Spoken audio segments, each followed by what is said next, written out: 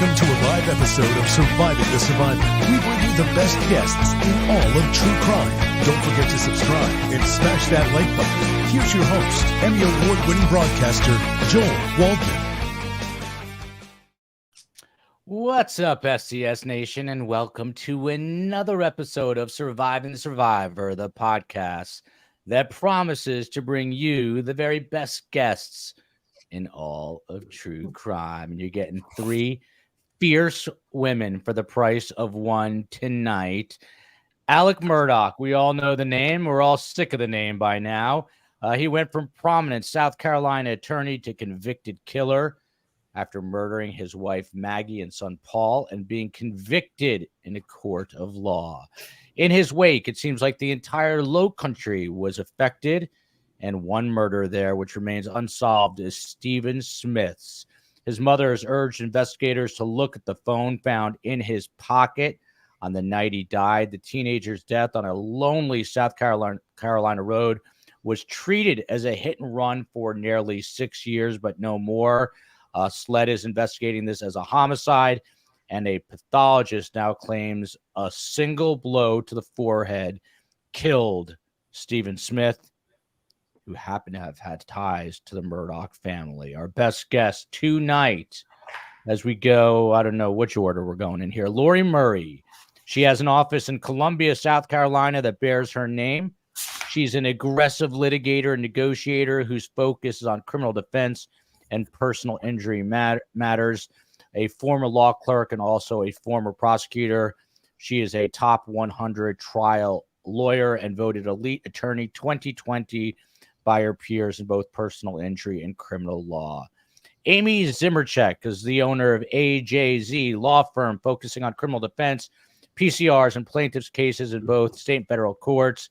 She is a fabulous lawyer, has had over 10 not guilties, I should say, on felony cases like murder and rape since 2009. And then last but not least, you got Amy Lawrence Lovely fighting for justice. She's a justice warrior at the Lovely Law Firm. Welcome to one and all. Quick reminder, please support us on Patreon. You can become a YouTube member, or you can just listen to us on the audio platform. That helps a tremendous amount. If you can give us 5 stars on audio, that would be hugely beneficial to us.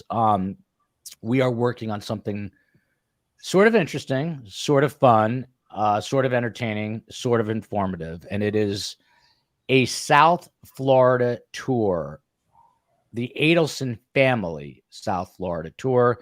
It occurred to the COE and me that we sort of take it for granted that we live down here in sunny South Florida, and we live within a stone's throw of all things Adelson. The Adelson Institute, Charlie's house, the Icon, where Charlie and his mother met, the synagogue. So we are doing our own tour, and we're going to find a time one day this week to air that tour, and I'll take some live questions from you as we go down that road, the Adelson family tour. Quick backstory on this story, because we need a little refresher. The original Low Country murder associated with the Murdoch family was this one, the one revolving around Stephen Smith. He is the openly gay teen, a young man, 19 years old, whose body was found in the middle of a rural road on July 8th, 2015. So we're going on 9 years here, 8+ years. It was originally ruled a hit and run. The case, I should say, it's first day back after 4 days having trouble talking. The case went cold till the murders of Maggie and Paul. SLED then announced it's investigating this as a homicide, and his mother, Stephen Smith's mother, Sandy, has been very vocal. We're actually working to get her on the show tomorrow night with Ronnie Richter, her attorney. We're going to see if, in fact, that happens. So, thankfully, I've got this trio of attorneys from South Carolina because they know what they're talking about and they like to talk, which I love. So it's going to be less work for me. Lori, I think I heard you say you saw this 48 Hours episode. There was a 48 Hours episode Saturday evening where they chronicled this story. What do you think of it? We're going to go through a lot of that tonight. Oh, I thought it was a great coverage. I thought, it was 48 hours. So I think that the information, unfortunately, with the Stephen Smith case did not fill the entire hour. So they went into some other stuff, but what they did provide for the Stephen Smith case was very interesting. We do now know definitively that this was a hit and run. We do know the nature of the death. We know that, Kenny Kinsey, who is a fantastic crime scene investigator, came out and basically said he knows exactly how this happened. So I think that gives a little bit of closure as to this is not a hate crime. This might not even have even been intentional. So all of those questions were answered during this 48-hour show. Yeah, exactly. And in some ways, it got more confusing because, as you will recall, Amy Lawrence Lovely, there were a lot of cries that this was not a hit and run after it was basically labeled a hit and run. And then SLED came out and called it a homicide. But after listening to this independent pathologist in the show, it sort of seems like there was some form of a hit and run. Is that confusing to you? What do you make of that, Amy Lawrence Lovely, with your lovely background?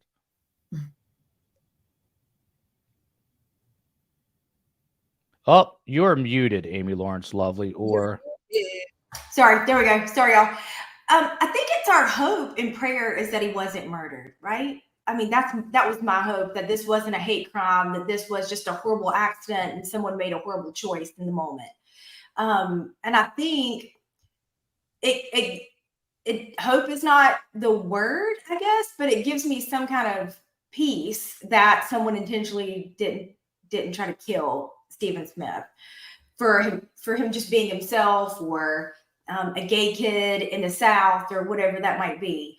But I think it's still hard to stomach that someone could hit someone and leave them on the side of the road, left to die, not call for help, or whatever that looks like. Yeah. But I think it just left us, maybe we got some answers, but it left us with more questions. And to that point, Amy Zimmercheck, Janet Studdard writes, hit and run is homicide. SLED is investigating as a homicide.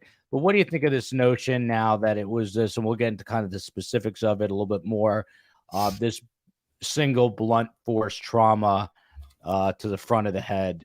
Again, are you buying it? Because not everyone buys everything that every pathologist says, but what do you think when you hear about that? You're muted too. It is Monday. I did that on purpose. I don't want Amy to feel left out. But what I was saying is, the first thing I wanted to comment on is that we all got the all black memo. So good job. Yeah, love it. We didn't even try. So here's my thoughts on this. I mean, yes, a hit and run can be a homicide. Yes, it can be an accident. But what I think is so hard for me is that with all of these questions, like I feel like with the new pathologist report, the mom could have found some peace. Sandy can, just accept something and move on, because I feel like she's never going to move on. She's never going to forget her child, of course. But I really think that it really does slow the healing. And maybe this will be an opportunity to help it, in that, they can get some sort of closure. Maybe it won't be a Murdoch. Maybe it won't, and that maybe disappoints, a ton of people. Quite honestly, if it weren't a Murdoch, I would be glad to see that, the police were doing their due diligence. But it was the perfect storm to get all the notoriety that it needed. And, even if she could go back and watch it as it happened real time, which would be awful, but for her own sense of curiosity, I still think that it's something's always going to just weigh heavy on her. So I'm hoping that eventually she can get to a place that whatever closure can be had is had, so that she can start healing. And hopefully she does get there. Obviously, people. But she's never going to get there until Yeah, well, someone. people don't love the word closure. That's what I was just going to say. But what are you going to say, Amy? Go ahead. She's never, there is no such thing as closure. Closure is a myth. It's just, there's just no certainty is what she's looking for. And I'm not sure she's ever going to get it. And that's the hard part for everybody, because as someone, I'm a mama and my heart breaks for her. And I've said this 100 times, but God bless Sandy Smith, because she was the one who didn't give up on figuring out what happened to her baby. And, she wrote the governor and she wrote the FBI and she wrote everybody that would listen to her, begging for help and asking for somebody to shine a spotlight on this crime that happened to her little boy. And, not everybody would do that, but every mom would do that, and so God bless her. And, when I hear these people on other podcasts say, these comments like, well, they should be so lucky that Murdoch's name was brought up, because then it shot a spotlight on it. And I'm like, are you, what did they just say? Like, are these people insane? Like, are we really going to go there when we're talking about the death of a child and a mother, a grieving mom? Like, people have lost their minds. But I'm not sure she's ever going to get that kind of closure, because she's looking for certainty. And my prayer is that she will, and that we'll know what happened to Stephen Smith. And eventually somebody will talk and they'll repeat something and it'll lead to something. And that's our hope. But I'm just not sure. I disagree with that.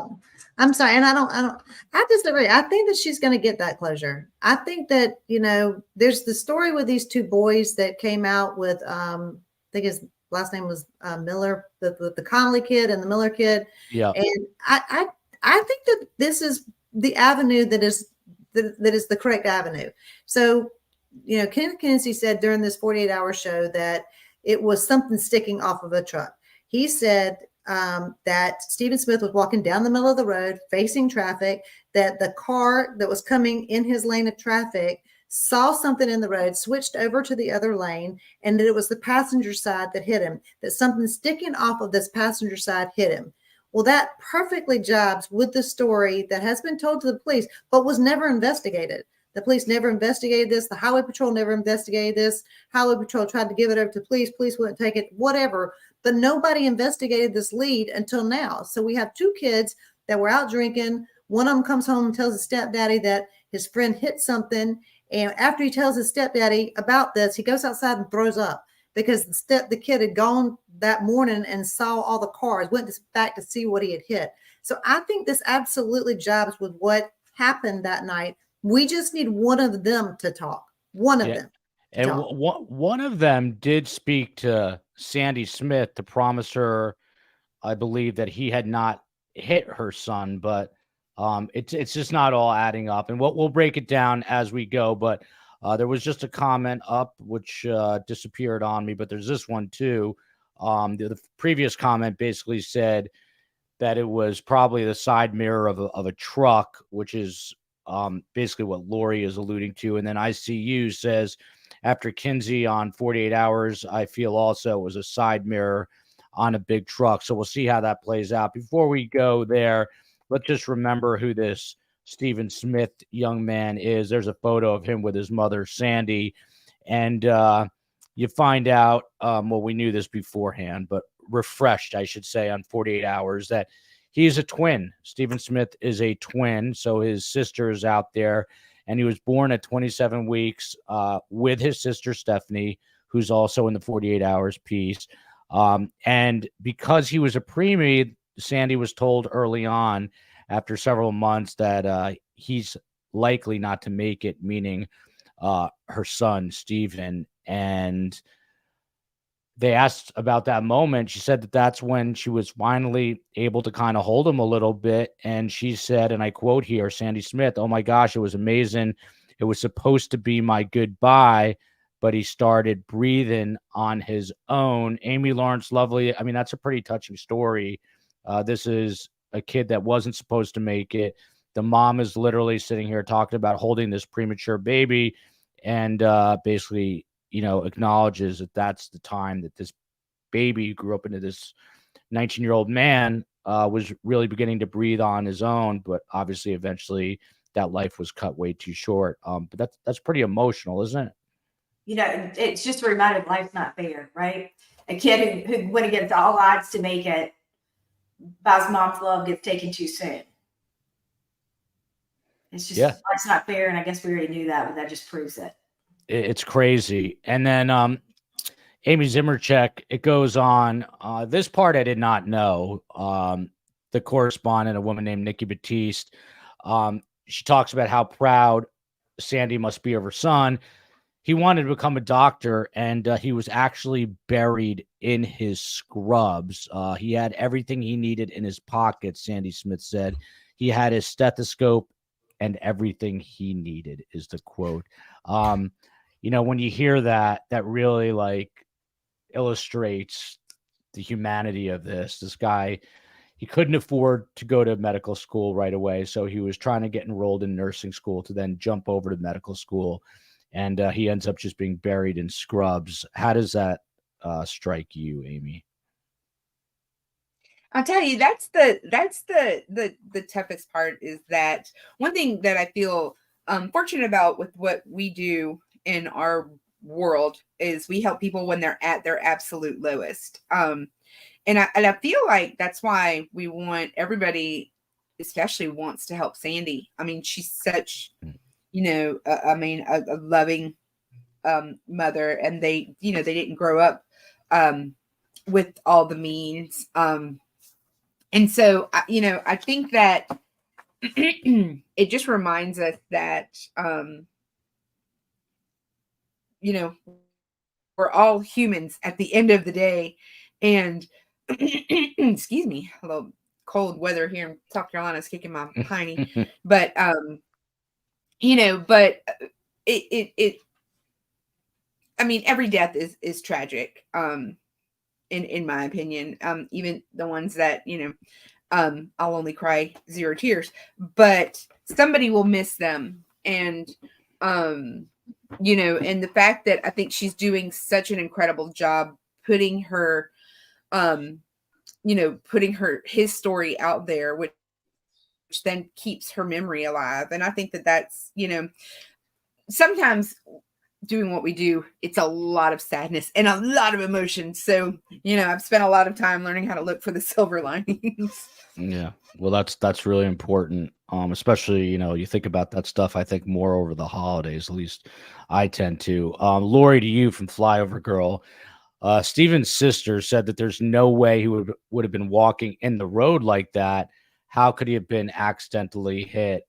Is it possible that just as it is with us, just not everything is adding up for this family, at least not at this moment? I think that, you know, it's kind of like sometimes when there is a suicide, you say, oh, they would never have done that, but they actually did. And in this case, we can't know what was going through Stephen's head that night. They said that he would have jumped or gone through the woods, but there was an 8-foot-high fence there. How was he going to climb that 8-foot-high fence? But the one thing that Kenneth Kennedy did say during that interview was that he absolutely died where he fell. There was not someone this was not a stage scene. And the way that you can tell, it makes perfect sense if you actually go back and look at the diagram of the body. They had a nice one that was not so graphic. So when he fell, there was a fracture from one side of his skull to the other from where he fell backwards. So his skull was fractured all the way across the back. But the telling sign for Kenneth Kinsey and for me is that the amount of blood that came from his head wound, it was a lot of blood there, and it pooled and then it ran in the direction of the road. So there was no blood anywhere else. The blood was right there. So he had to have been walking in the middle of the road, no matter how much you want to believe that he wasn't. There was a curve there, I think, a little bit of a curve there. I'm not sure if the car came from around the curb. He might have seen the car, thought he could flag him down. The car, remember, these are 2 boys who admitted that were drinking that night. If we think that, you know, if we buy into the theory that this Connelly kid is the one that hit him, they were drinking that night. They were not in a position to be going slow and looking for people to be in the middle of a country road. So he probably just was trying to flag somebody down, and then it was the wrong car. But according to the investigators, and I put all faith in Kenny Kinsey right now, he was literally hit one hit and he fell and he died where he fell and died where he was struck. I'm curious, since you're all attorneys, have any of you ever handled a hit and run case where the person who's accused of the crime didn't even realize that they may have hit something or someone? I mean, they say that. Yeah. Yeah. Well, I And mean, they where really where it's credible, you know. I mean, because I think No, but you I know- could see it. I mean, but I could see it, you know, especially me because I'm a terrible flipping driver. Terrible. Fact. well, just on a dark country road. I mean, it's also, you have to put yourself in that position, and I'm not saying that that's necessarily the case, but you know, you're on a super dark country road, and you know, you add alcohol to that, which is obviously a felony, but you know, maybe they didn't know what they hit or who they hit. You just don't know. But Tennis Girl 101 to Amy Lawrence Lovely. Who does Amy think did this? She doesn't hold back. Would love to hear her theory. Amy, your theory. I mean, I think we all agree that we think the Conley Miller kid, this is how it went down. I'm just, I'm hesitant to say that I think they'll get the closure that they need, because I think if they were, I just don't see why they haven't made an arrest, because I don't think any new evidence has come forward since we've known all this stuff. And I remember Eric Bland back this summer say that they were going to have, he felt confident they would have an indictment by Labor Day, after talking to SLED and the prosecutors. And, you know, Labor Day has come and gone. And so it's going to take someone to bust it open.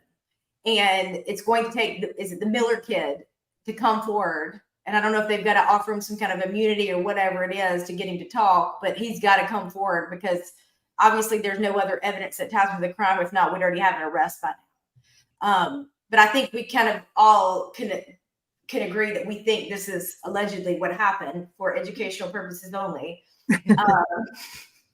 But we think this is what happened. I do not think that the Murdochs had anything to do with this. I do think that this county is super incestuous. Yeah. And they're tied to freaking, and I'm trying real hard not to curse. Yeah. Joel, but, that's okay. I think that this is the most incestuous county you've ever seen. And that law firm and those lawyers, everybody's got a hand in something around there that's tied to any kind of police officer, cop, or crime or accident. And I think that's why the name keeps coming up. Let me just add to what you said, Amy, because was on Court TV. Eric Bland was on there the other night. Eric said, or maybe it was on a tweet that I read. I think it might have been a tweet that he said that this case has just been sitting for another minute, unfortunately, for Sandy. Which goes back to the privilege of the Murdochs, right? I think you heard that on STS, Lori, I believe, because that was. It may have been right here. You may have said it here, but I think it was a tweet that I saw too. Like, I mean, I'm trying not to watch Eric too much, but. No. I didn't say that, Eric. Real quick, Amy Lawrence, maybe you can help us on this and to get your point in. What did the police find during the Murdoch case that caused them to reopen the Smith case? I don't know if anything specific, but I think it just opened a can of worms. Amy Lawrence Lovely, am I right about that? The rumor, for educational purposes only and allegedly, was that there was a vehicle on at the farm at Moselle that the paint came back to that was found on Stephen Smith's body, that blue paint. How about this? Mary, physical evidence. Say that again, Lori? I remember that too. That was the only piece of physical evidence that came back. But I also think that they started looking at this because of the Buster's name was mentioned all throughout the mate report. They had to, yeah. So that gave, you know, unfortunately, it did give Sandy Smith some attention, and she started her letter writing campaign at the same time.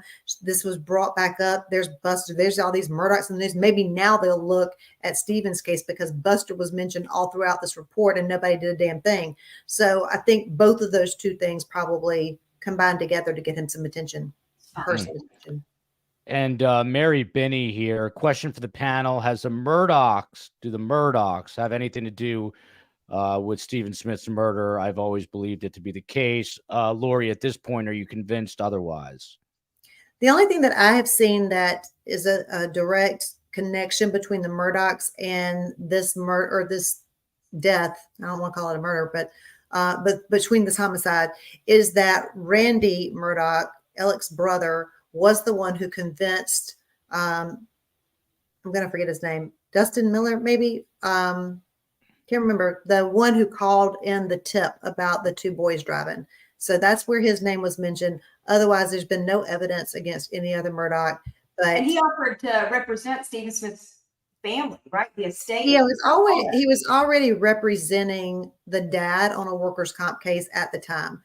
So that's always been the story that I was told, was that he was out there as a favor to the dad, looking to see if there was, plaintiffs' lawyers, ambulance chasers, looking to see if they can get out there and get a case out of this. Maybe they can find who hit and ran, and then they've got a huge plaintiff's case for Alec to steal the money from. So right, you never know.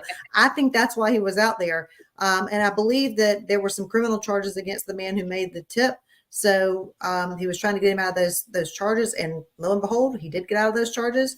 So that's the only involvement that I've seen. I don't think it's any direct involvement with Stephen's death. Bundy data. He did not have road burn. This is all interesting stuff. Amy Zimmercheck. He didn't have the typical injuries with a hit and run, some blood near the crotch. Usually you fly through the air, no broken bones. His shoes were loosely tied. And then look at this super sticker here. Diana Johnson. Do you think it's a sled or police officer? Amy Lawrence Lovely shaking her head in the negative. Now maybe a little bit of a positive. You never know these days. Amy Zimmercheck. I don't think that is the case, but you've got to investigate all angles, right? That's all I ever ask. And it seems to have made me unpopular among some of my prosecutorial peers that I just ask the questions, and, and like you see something. So of course, with the, as the responding trooper said when he got there are certain things that he sees with hit and runs, right? The shoes, sometimes people are knocked out of their shoes. There are things. But one thing that I have absolutely learned is that nothing is ever what it seems. People grieve differently. People get hurt differently. People heal differently. And and so, but if there's no investigation, then we're at a loss. Which is why I think that, and that's, I think, all Sandy really, really ever wanted. I mean, I think she obviously wants to know what happened, or she wants her son here. But I think that, just walking away and not giving it a second thought has really what's been driving her. And so, maybe, who knows, maybe it could be a whole new nefarious, case that we all get in on the bottom, and then we get to laugh at ourselves and go, oh, it was nothing, or maybe it's just tragedy. I feel like we've had a lot of drama this year, and so hopefully it's not just the evil. It was just an accident, and maybe it's just a tragedy that we can, maybe they'll put lights out there, in Stephen's name, or, who knows. But I don't know. I feel like it's something that you kind of get overkill when, Murdoch's, like you said, we're kind of like, Yeah.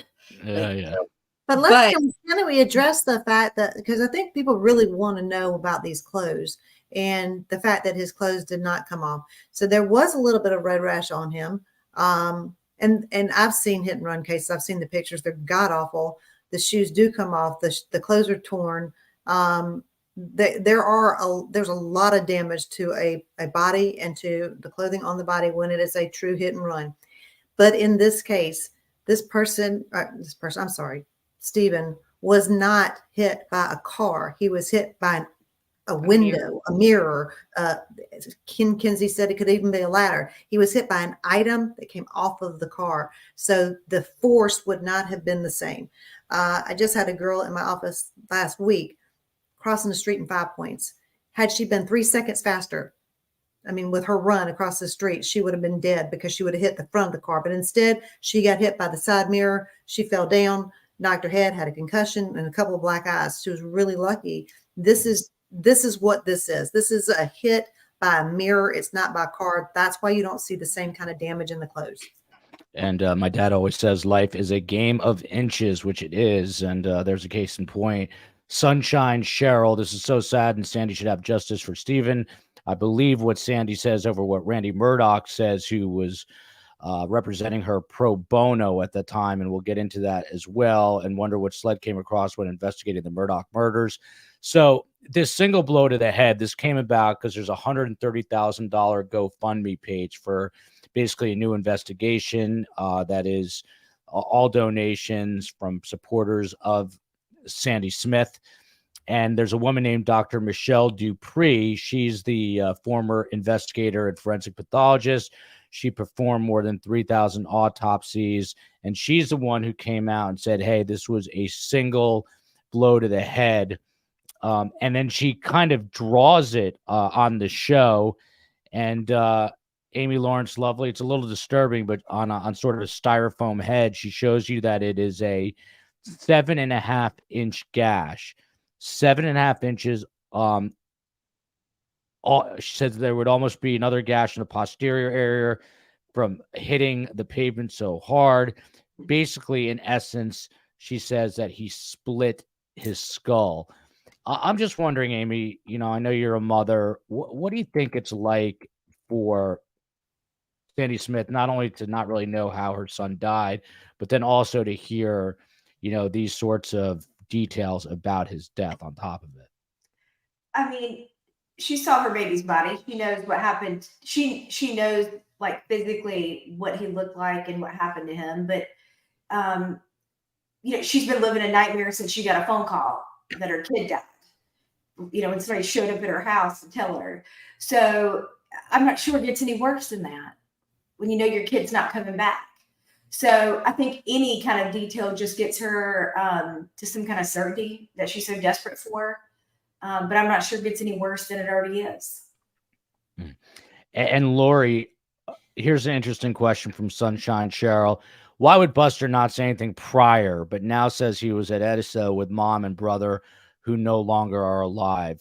And if I do recall correctly, he wasn't very vocal. What do you think the dynamic is that changed, other than obviously the high profile nature, which is not a small thing, of his father's conviction? But what do you attribute it to? Well, first of all, let me say, somebody mentioned in the comments that there's no Miller. I apologize. I butcher names all the time, so I'm sorry. I've said this on my TikTok account too. I'm terrible with names, so you're absolutely right. The names, you have them right in the comments. But it's a damn good question as to why Buster wouldn't say anything now. I mean, they are prior to now, but they asked for an interview, and I'm sure, like any good attorney would do, his father told him, "You do not talk to the police. You do not talk to them. That's just, defense lawyer 101. I'm sure he was advised not to speak to the police when there is an investigation going into the death of a child in the middle of the road. But now he's come out. Now there's an alternative theory. I think now he has to, because people are looking at him harder. And this is, before you have the police looking at him, now you've got the public looking at him. You've got everybody saying you had something to do with this. Your name's mentioned in that report 100 times. It's not 100 times. It's like 17 times, something like that. Either way, his name's mentioned in the report and the public sees it. So now he has to come out and say something and tell everybody where he was. No, nobody can corroborate this. No, we don't know if he's telling the truth. No, we don't know why he actually didn't say anything before, other than the fact that I would guess it was because a lawyer like me told him to shut the hell up and sit over on the side and don't answer any questions. Amy Zimmercheck, by the way, Brianna was asking for a recap very quickly. There's a young man, 19 years old, named Stephen Smith, who is openly gay in the Low Country in South Carolina, and he wound up dead on a country road back in 2015. A lot of people speculated after that, once the Murdoch name got out there, that maybe they had something to do with it. It appears that they did not have anything to do with it, and there's been an investigation now, and it has been relabeled a homicide, and SLED, which is the law enforcement agency for South Carolina, are the ones who are doing the investigation. Mia Beto here for you, Amy Zimmercheck. Are they able to retrieve cell phone records from that area that night? They should be able to, right? Well, so yes and no, but I want to say something to just on the point of Buster. And I'm not, Buster and I are like this. This is me, and this is Buster. Okay. So I am not defending him. However, he I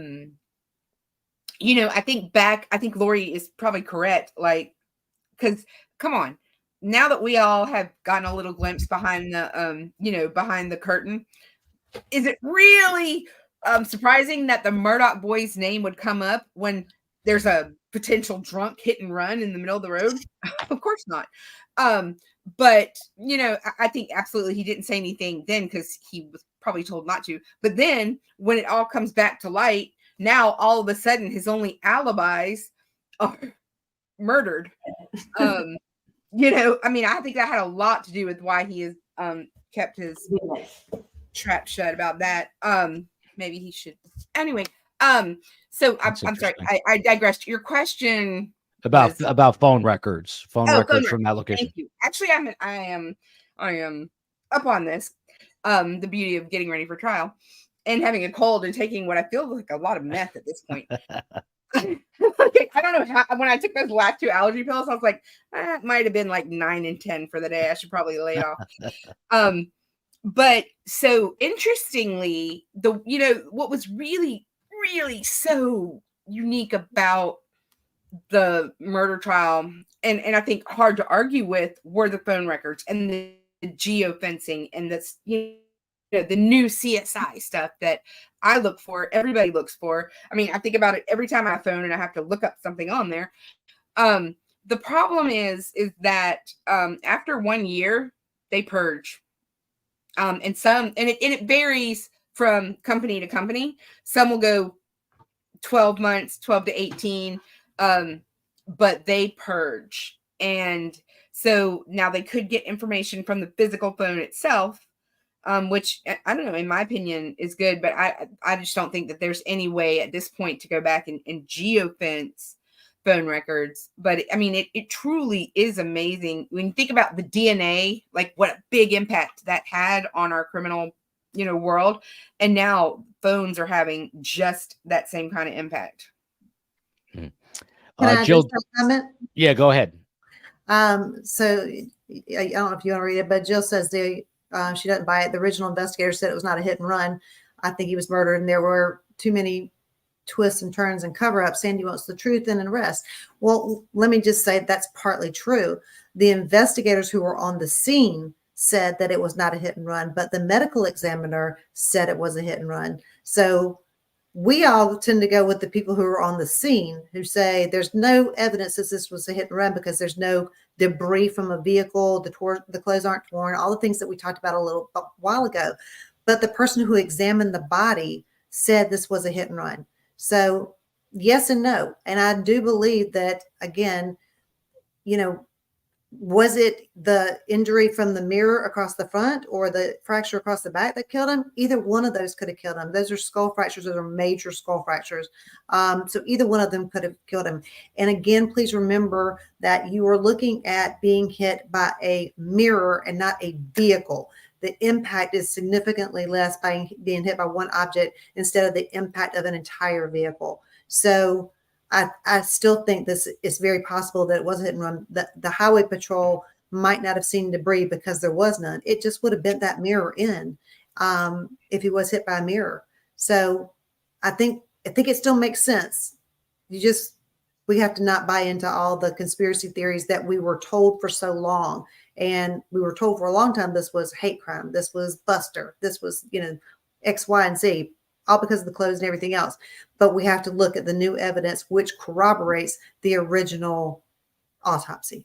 And you always have to follow the evidence. Colleen, I'm going to get to you in 1 sec, Amy Lawrence. Lovely. Colleen, maybe the driver didn't remember to turn his lights on, so Stephen didn't see the car. My friend Wesley John Holmes joining us from Tokyo. He's from Australia.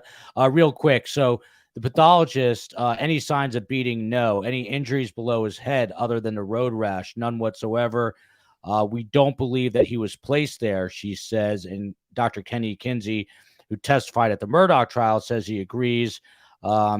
He says that the evidence at the scene is clear, That's a massive amount of blood. And if you had that kind of injury somewhere else, it wouldn't be that uniform. So this is what Lori was saying earlier, that there was some discussion about his body being moved to that spot and even being staged. But both the pathologist and Kenny Kinsey now saying that there was just too much blood in that area and it was too uniform for Stephen Smith to have been moved.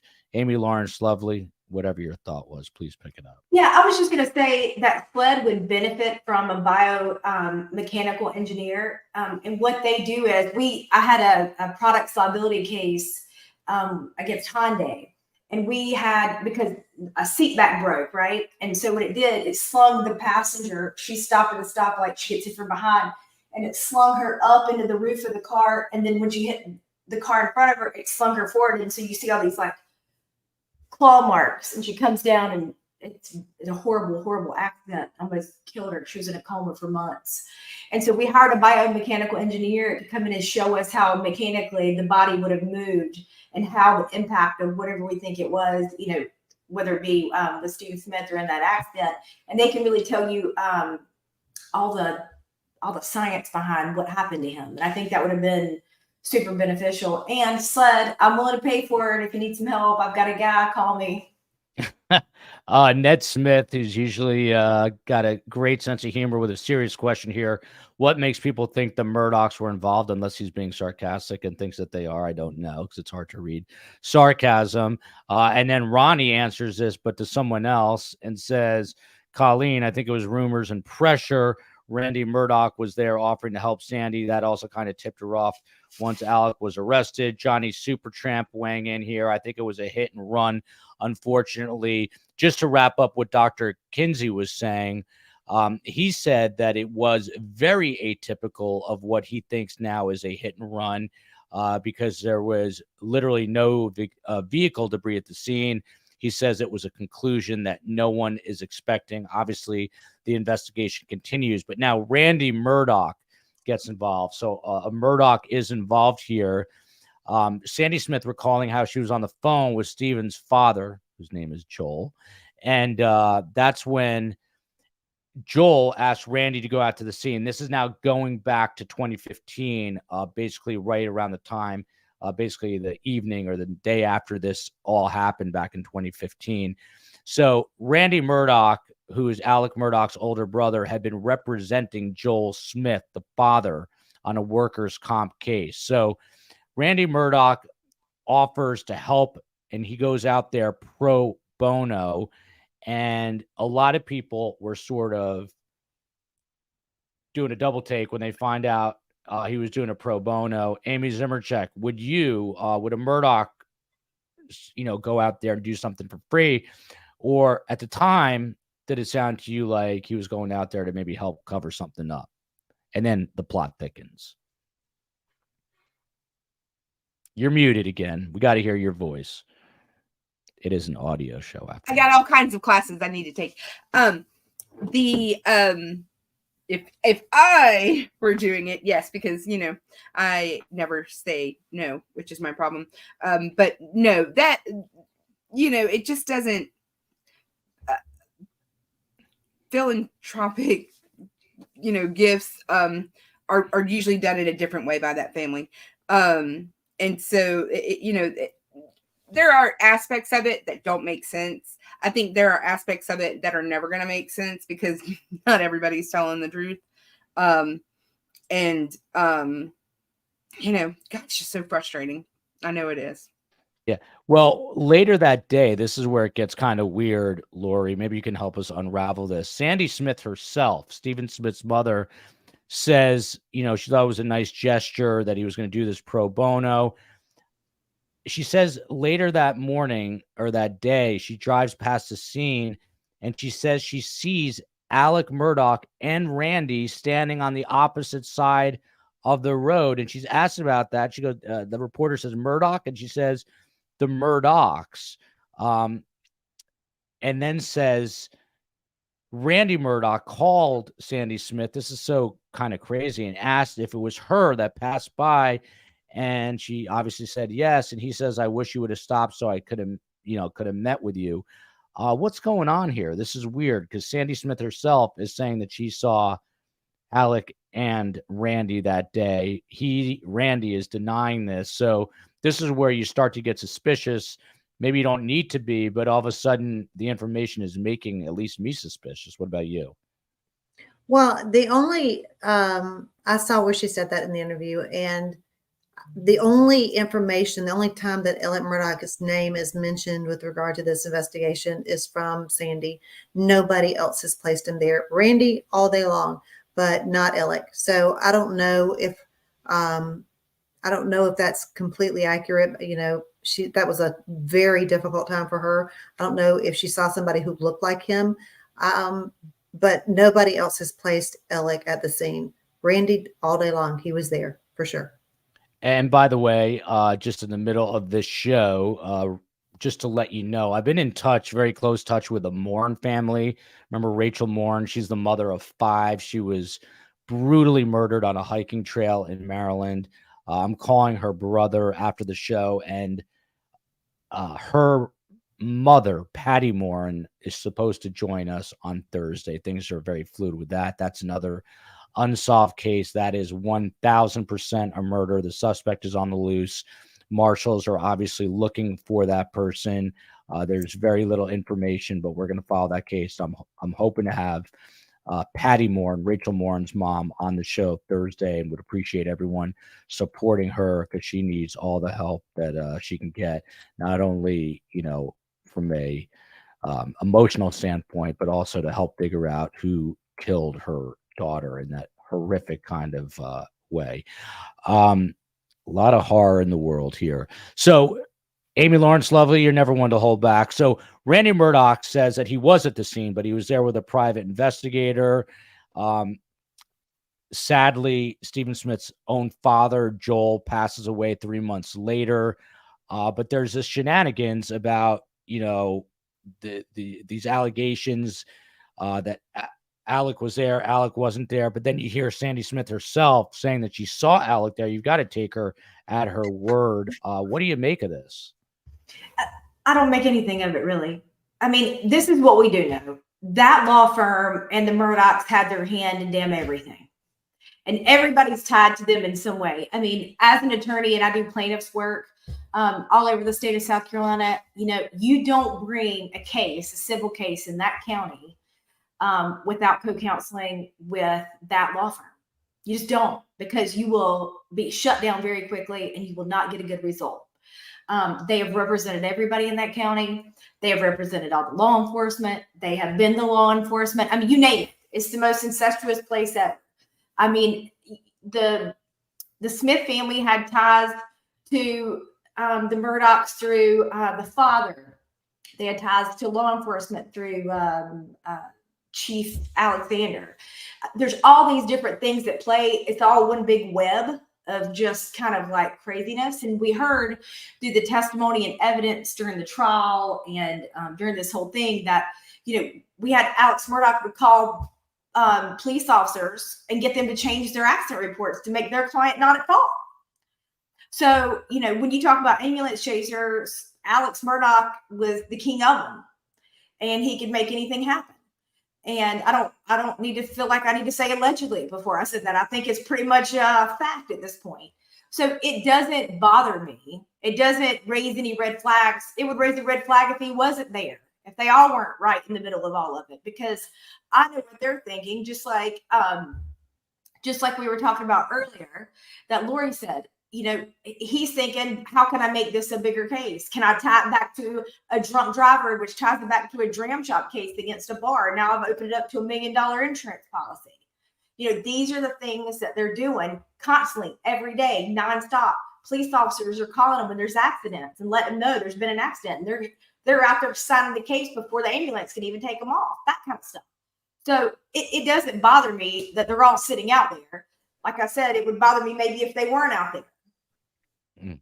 Colleen brings up a good point, by the way. I see a lot of people saying that they're having issues. The audio seems to be working fine for the three of us, as far as I could tell, but technology still not perfected in 2023. So I don't know if there's a glitch or something going on with maybe YouTube tonight, but it is working on this end. Otherwise, you would have seen me freak out already, but I didn't freak out because I'm hearing everyone.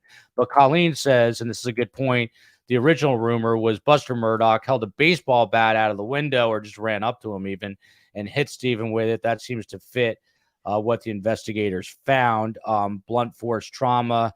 But they were saying it's not a bat, which is interesting because, listen, I'm not a coroner or pathologist or any of those things. So I don't know how exactly you distinguish between a baseball bat. Maybe, Lori, do you know from all your experience as a lawyer, Yes. how do you tell the difference?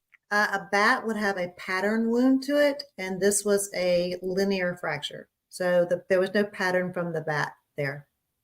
There you go. I'm just reading Andy School's comment live here.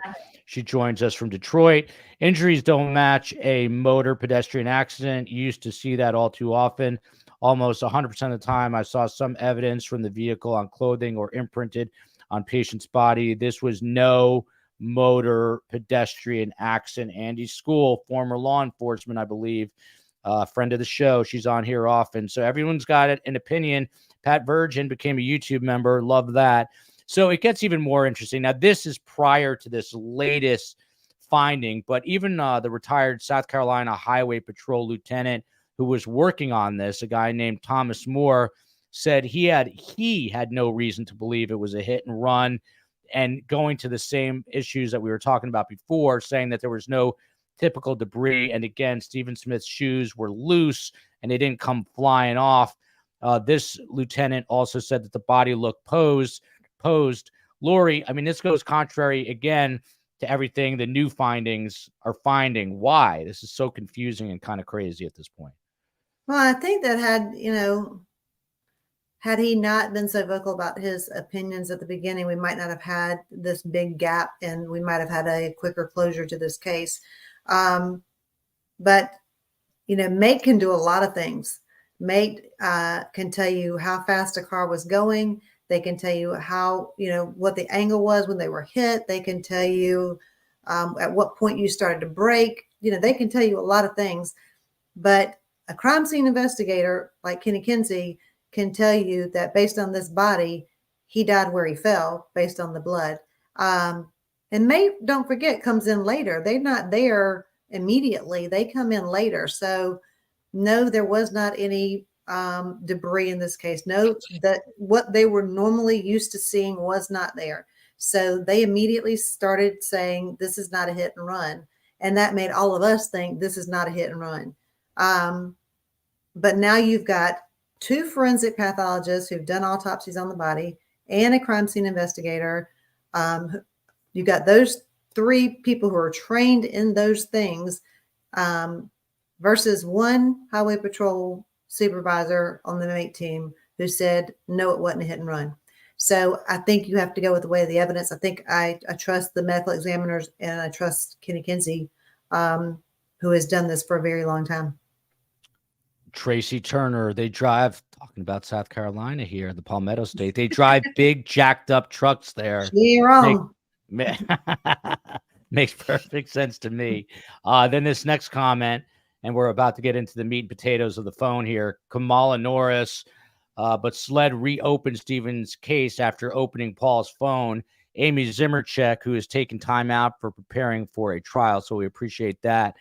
Amy Zimmercheck, Sandy Smith came out and said that weeks before the murder, Stephen was talking about a very prominent family. Someone was messaging him a lot.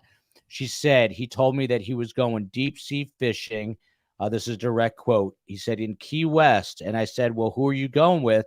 And he says, well, I can't tell you. She said she paused and thought about it. And he said, you'd be surprised. It's kind of like a prominent person. And all she could say, well, I hope you have fun.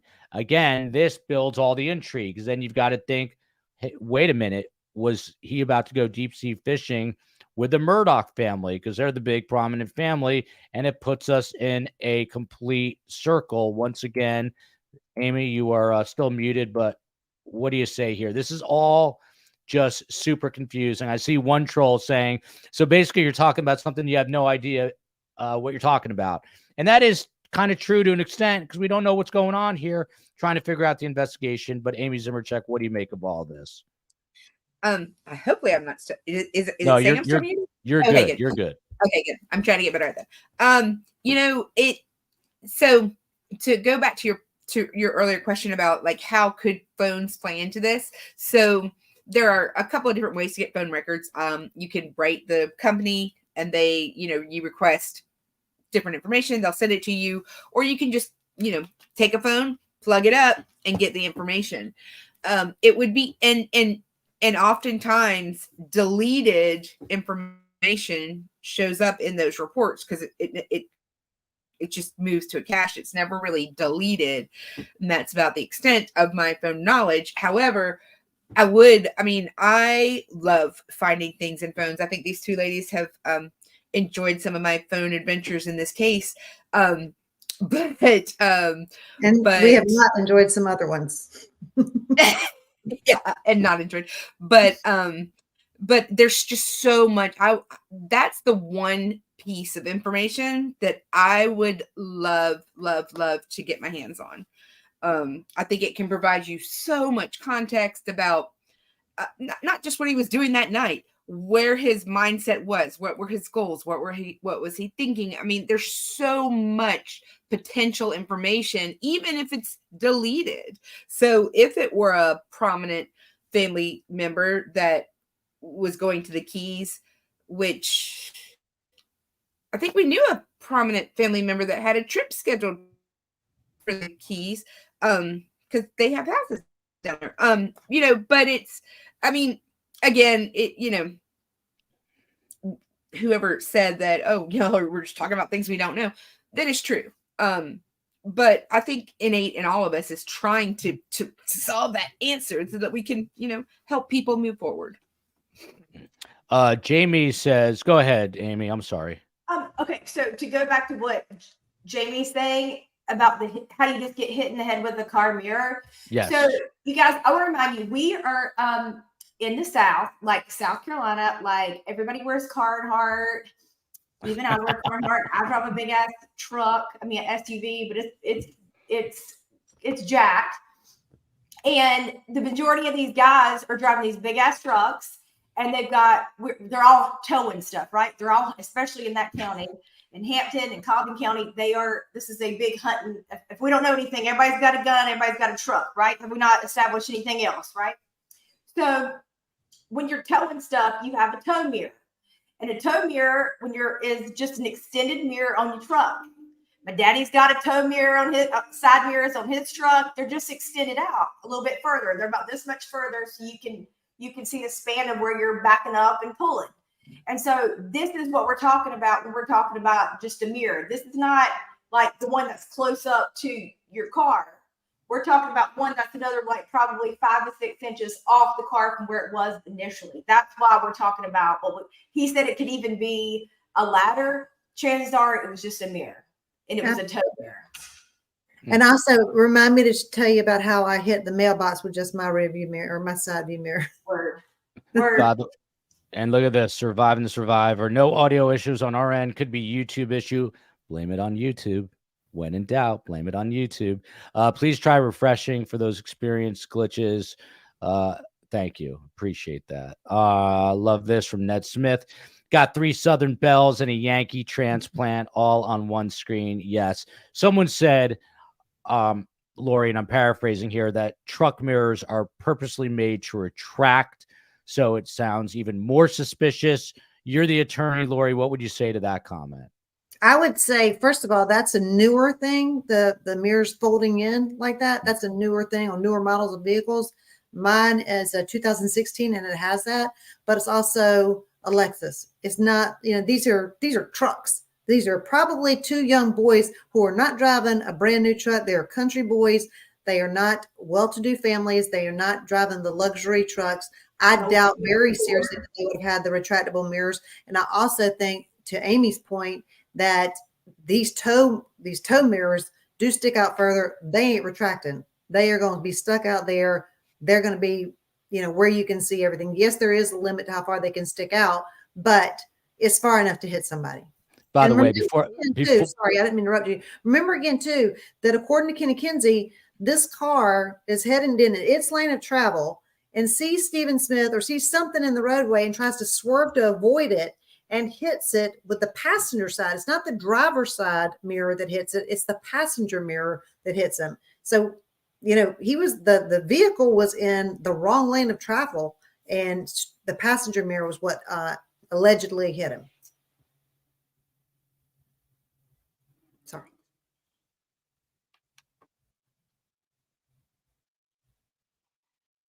God, did Stephen freeze? I'm sorry, Joel freeze? I think he did.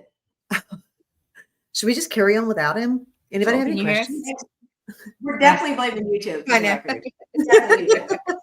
Oh my God, the three women take over. I think we're Trouble. surviving. Yeah, We're now sur- Joel is losing his mind, especially because I don't know what I'm doing. We're surviving the survivor. I just have Hey a very guys, big trial it's starting the next week. COE here. I just want to thank everyone. Joel is obviously having some issues. So maybe it's YouTube, maybe it's also Joel's Wi-Fi. But if we can continue on, I'm just going to take over for a minute until Joel joins us. All women. Yes. I know some of the people were talking specifically about the mirror, and I know that you guys have been going over it, and a lot of people are commenting on how difficult it would be for a mirror to impact for the impact of a mirror. I know that some people had mentioned that the mirror does not retract. Do you see what I'm talking about here, guys? Can y'all see this? I can, yeah. This is what we're talking about. They stick out on the side of a truck like this. This is what you see on an old Chevy or Ford when they're towing stuff, which is what I anticipate these kids have. With the John boats. Mm-hmm. Okay, yeah, because I know we have some different comments here. Perry saying mirrors on vehicles fold on impact. To die under those circumstances is incredibly rare, but it appears that this one here is obviously a very different kind of mirror. Yeah, Right. This is not like the plastic, the stuff we have on our cars. We're talking about like a heavy duty. I have a feeling these kids probably have like an old Ford or Chevy, and that's what we're kind of looking at. It's like the big metal thing that sticks off the side. This is not something that would give way when hit. Right. My dad has got the same thing on his old Ford. Well, and what's so And crazy what about too? tomorrow? I know obviously the big talk is the sentencing tomorrow for Murdoch. We're just going to pivot quickly just until Joel comes back, and then we're going to continue to talk about Stephen Smith. But are you guys anticipating a long sentencing for tomorrow? I know this is obviously not related specifically to this case, but I just want to give Joel a couple of minutes. And since you guys are all familiar with Murdoch, see I figure OE we can taking address over. that Are you one. guys hearing me now? There's something Yes, funky we can hear going you. on. Okay, there's something going on with the signal here.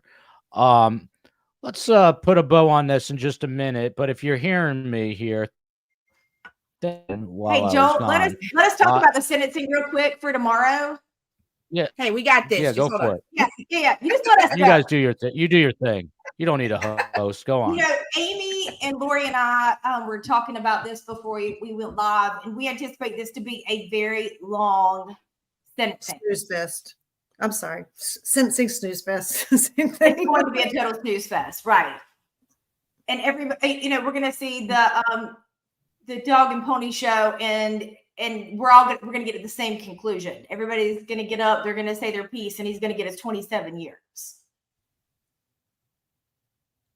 I agree. I think that we are going to have a lot of impact statements from the victims. I think we're going to have a lot from one particular lawyer in particular. And I think that Judge Newman is going to allow every single bit of it because they have the right to speak. They have the right to be heard.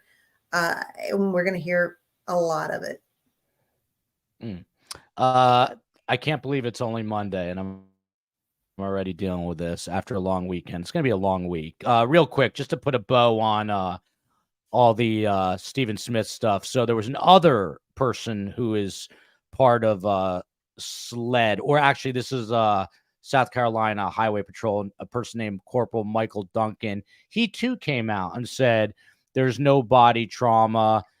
He says that there was no reason to investigate as a hit and run, and said that there was a reason that the Hampton County Sheriff's Department was not handling this, and said he would leave it at that. So there's all kinds of weird suspicion and things of that nature. The persons of interest who Lori brought up, Sean Connelly and Patrick Wilson, they are who is being looked at now. They were persons of interest. Then we didn't hear another word about them. And then Buster vehemently denying any involvement. He talked to Fox News about that. And Eric Bland, who is representing the Smith family, and I quote Eric Bland here about the comment from Buster Murdoch. He says, those words are now in cement.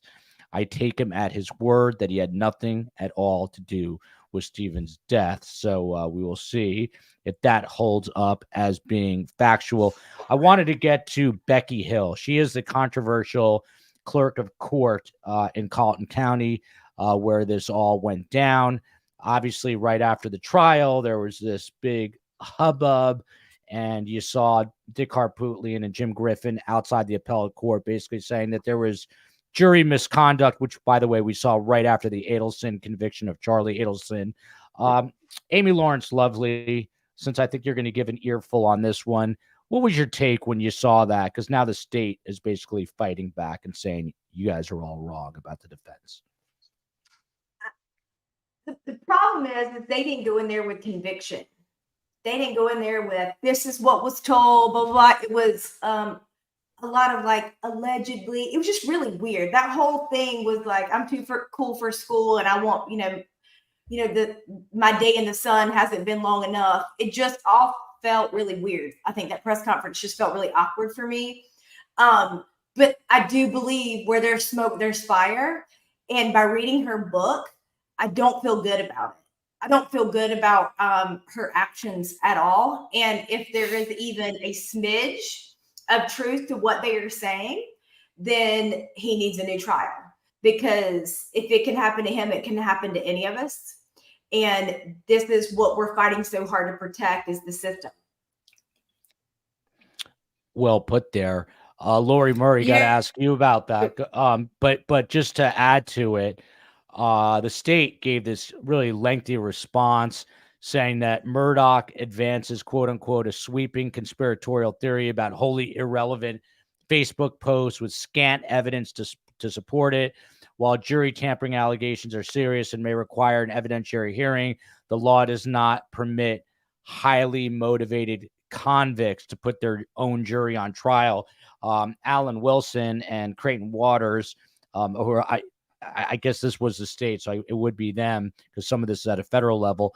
They basically fought back. What do you make of that, Lori?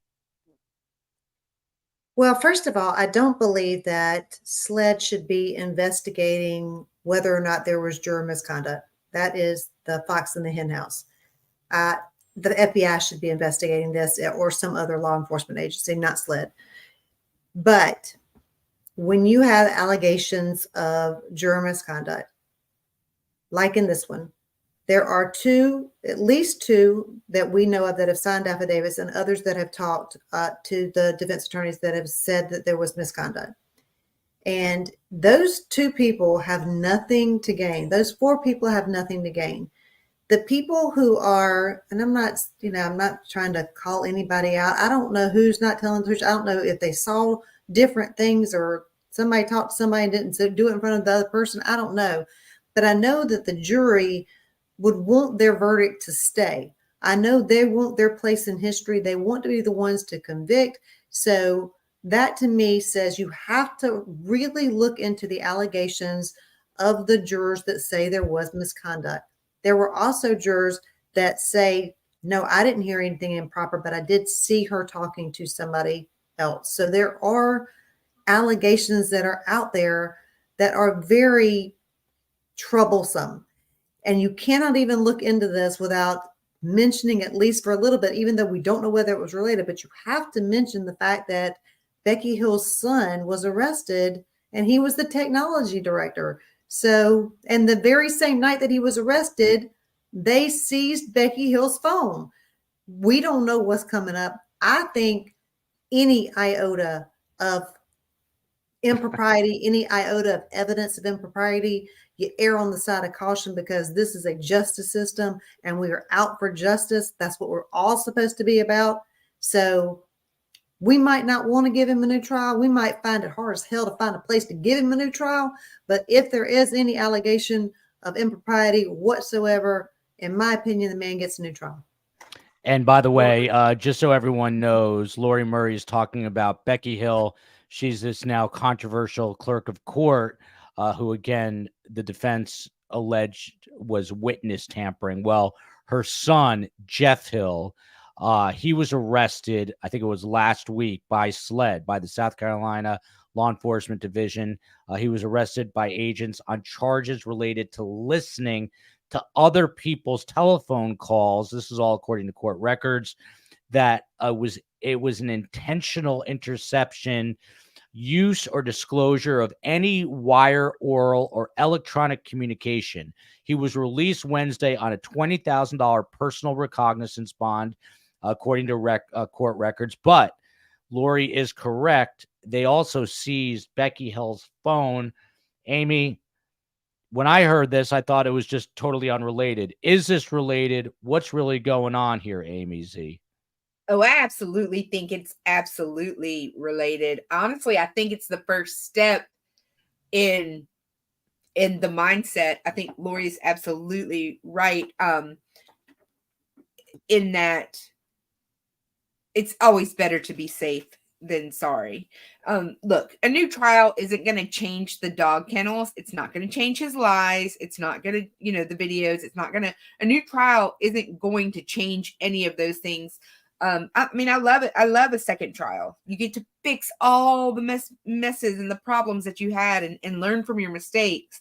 I think the state, all those things you didn't object to. I know. I think the state could streamline their job. I think that the defense, as a defense attorney, just a true believing defense attorney, it's so hard to watch one-time good lawyers not be such good lawyers, and it's heartbreaking, but mostly it's frustrating because we don't know what could affect those jurors, and one failed to object, one opening every single door in the courthouse could have changed. Every door was open. Every door in the courthouse. But I think it's the opposite. I think it's actually the first sign that someone is considering this motion. Which is also, it lets SLED know that we're all watching, right? They shouldn't be investigating, but they are, and the spotlight's on them to do the right thing. We've already seen through that trial that they didn't do the right thing. And I think that was part that was really hard for me to stomach as a defense attorney watching that, knowing all the things that happened with the blood spatter expert and all that stuff. And what was the guy's name? David, whatever, the agent. I mean, that's the part that was really, they didn't do the right thing. And now everybody's watching, and they're watching with a microscope, and we're watching, waiting for them to do the right thing. And that's why they're having to hunt down and follow up on all this stuff, which is why we're seeing people getting arrested, phones being taken. And we're hoping that, we all hold them to account and make them do the right thing, whether we like the answer or not. Look, I think we can all agree that we think Alec Murdaugh is guilty as hell, right? Do we all think that? Lori, are you with me or not? You think he was there, right? Like maybe he didn't pull the, no, I'm with you. But like on some level, we feel like he's responsible for the death of his kid and his wife. And I think he's guilty as hell. And he told on himself. But like, and it pains me to have to go through another, I don't think it'll take 6 weeks to try him. I think it'll be a lot more concise. We won't have, 3 weeks of financial crime mini trials within this. But I mean, it pains us all to know but that's what justice requires. That's what we would all want if something like that happened to our brother or our sister or ourselves or our mom or our dad, whatever. And so, but that's what is required if that's what happened, because you don't get to tamper in the system and push things your way and there not be a consequence for those actions. I also think that you can't blame the defense for this happening, because this is all squarely on the state. If this goes to a new trial, this is on the state. They are the ones who messed this thing up. And yes, I do always say that I don't think he did it. I think he was there. I just don't buy that. I just don't buy That he had the balls. Don't. That's open a whole can of worms, Amy Z. So I'm staying out of this, but go ahead. I don't, you got that the kennel video or the Snapchat and the audio, and he's running around saying, "Oh, Bubba, come on, Bubba." I don't buy that within 3 minutes he's turned around and gunned down his kids. I subscribe to the different theory. Do I think he knew who did it, which makes him guilty? Absolutely. But I just don't think he pulled the trigger. My thing with me, I have felt that since the very beginning. I was going, we don't kill our kids, right? That's just like my kind of whole theory. We don't kill our children, but we know that's not necessarily the case. And for me, when he got up and he testified, and Creighton asked him, well, if you didn't kill him, then who did? The answer, if that were the case, right? If what you're saying is true, Lori, if that were it, he would have said, look, Mr. Waters, I'm a piece of shit, right? I have bought hundreds of thousands of dollars, if not millions of dollars worth of drugs. I have stolen money from some of the best and worst people known to man. I have done all these things, and my chickens came home to roost. And I'm responsible for the death of my wife and kid, but I didn't pull the trigger, right? That makes sense to me. But when he got there and he said they got killed because of the boat case, I think he told on himself. And when he said, if you subscribe to the what I subscribe to, which is the whole cartel theory, and it was we're all speculating. Nobody knows because the man won't tell. So that's it. It could be the boat case just as much. It could be the cartel. It could just as much be him actually pulling the trigger. And I could be completely wrong. I have been wrong before, not many times, but often. Once. Either way, I subscribe to the fact that it's the cartel, and he can't tell. He can't say it. I can't. Lori, how about this question? By Lori, why would he lie about not being there then? How do you answer that? Because they would kill him and the rest of his family. If you believe the theory that I believe, and there are a lot of us that believe it, it's not just me, but you have to subscribe to one of the three. Boat, he did it, cartel. One of the three, I choose the cartel. That's just, I don't like to believe that people can kill their kids, but obviously we've seen it 100 times. But I mean, am I to be crucified for my belief? No, prove it to me. They didn't prove it to me. I'm sorry. I watched every single day of that trial. I didn't see it. Fascinating. I think we can all agree that he was not taking a mayonnaise jar full of opioids a day. I think we can all agree that he was not taking a mayonnaise jar full of opioids a day. Well, I got to tell you, as a father of 3 young kids, I don't know how you turn the gun on your son. No offense to the COE. I love her dearly. People kill their spouses all the time. That's the only thing that gets me. I'm married. We understand how that happened. Yeah. I mean, and that's not, that I'm not laughing at that. I'm laughing at Amy Lawrence. But it is, look, there are family annihilators out there. And Andy School bringing that up. The verdict was the verdict. I guess the final thing here, no way was it a cartel. We've just opened up a whole other can of worms. Miss CC, Alec is 100% guilty. I got to say, I think Alec is 100% guilty and just lost his mind and pulled the trigger. And that's what the jurors say. But here's the final question. Real quick. Go ahead, Lori. It's about as easy to believe this cartel theory as it is to be a Gamecock fan, but I'm still a tried and true Gamecock fan. We suffer through it every day. I catch a lot of crap for my belief in this, but I still, at the end of the day, I stick with my beliefs. That's what I believe.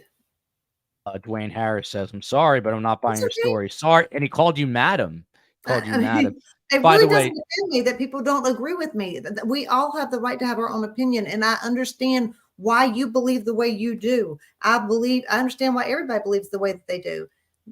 But That's, I by the just way, don't. 100% true. That's what makes this country great. I'm just looking.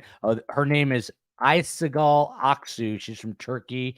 She's a friend of the show. She gave us a super sticker earlier, so thank you for that. If you didn't know, now you know. Lori Murray, she's a fierce attorney from South Carolina, Columbia, South Carolina. Amy Zimmercheck, the owner of AJZ Law Firm, who took time out as she's prepping for trial. And Amy Lawrence Lovely, she fights for the civil rights of the wrongly accused every single day. Final question to all of you. Amy Zimmercheck, starting with you. Are we going to see an Alec Murdaugh murder trial part 2? That is 2 in French. I hope so. I think that it. Why? Well, I don't think it'll be as long because I think it'll be I think it'll be much more streamlined. I don't think either parties were prepared or ready. I'm hoping that they use more of the evidence that is actually out there. I think Creighton has got to get off of his financial train, so somebody asked like what's happening tomorrow. What's happening tomorrow is he's being sentenced for the remainder of the crimes that they're allowing him to plead guilty to. And then and then maybe Eddie will testify. I mean, it's a whole different trial without the financial stuff. And what hurts my heart is that the entire world watched South Carolina bumble around for 6 to 8 weeks with attorneys that we know are better. And we know we all could have done a better job not picking up one piece of evidence in that courtroom.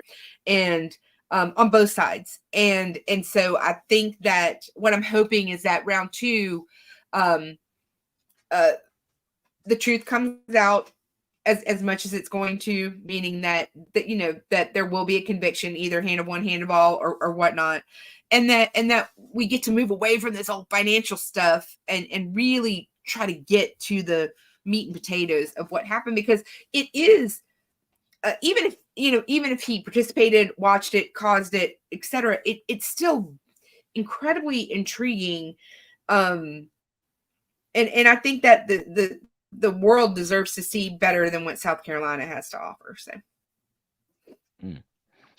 Amy Lawrence Lovely, are we getting a second murder trial here? What do you say?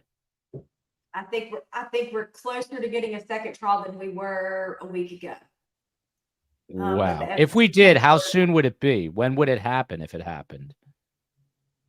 I mean, who the hell knows? Because the Murdochs feel like they're a do not pass go. They go straight to the front of the line no matter what, whether it's a personal injury case or, their own trials or their civil, like everybody gets just like, go right to the front of the line. So who knows? I think we're pretty certain that Judge Newman will not be over that trial because he has recused himself. So it'll be assigned to somebody else, and he's going into retirement. So good for him. There's a piece of me that's like, ooh, yay. I do think that the wheels of justice in South Carolina will grind to a halt for another month in 2024 if that does happen. At least in my office, it will with my cases, because I will be glued. My husband's like, babe, you have to worry about your cases. Don't be worried about the one on TV. I'm like, no, I got to watch this. It's so good. It's like the worst, best TV ever. But I think we are closer to a second trial than we were a week ago, for sure. If there's a second trial, y'all wants to know, will Joel go to Colleton County even with the cartel activity? I'm sort of afraid of the cartel. I was going to say I'm not afraid of the cartel, but I'm sort of afraid. I'm going to go with Lori, but I'm going to hide behind her. I will hide behind Lori. Lori Murray, I don't think we're seeing a second trial, but here's my question, Lori Murray. How long will it take to investigate Becky Hill's phone and her son and get information back on all that? Well, again, I don't think that SLED should be the one investigating that. I believe that should be turned over to a higher investigative agency. SLED has shown a little bit of bipartisan by arresting the son, but I do believe this should be turned over to a higher investigative agency. I think that you would be looking at another. This has been being investigated for months already. They've been investigating this. The rumor about this has been flying since September at least. So you're looking at probably another 6 months, maybe. I do think he's going to get a new trial, and maybe then they'll convince me. I really hope they do. But yeah, I think you're looking at about 6 months before we know that he was arrested. We know that he was eavesdropping on a conversation. We don't know what he did with that information. And I think that it's going to be very telling whenever we do find out what he was listening in on. I agree with you. And you think that answer will come within 6 months or so, you're saying? Or less. 6 months or less. Andy School, once again, Alex had all three motives going for him: sex, greed, money, drugs. I'm telling you, bright ladies, he is a family annihilator. His face, the witnesses, all hand in hand. He sure did it. And followed here by Miss CC.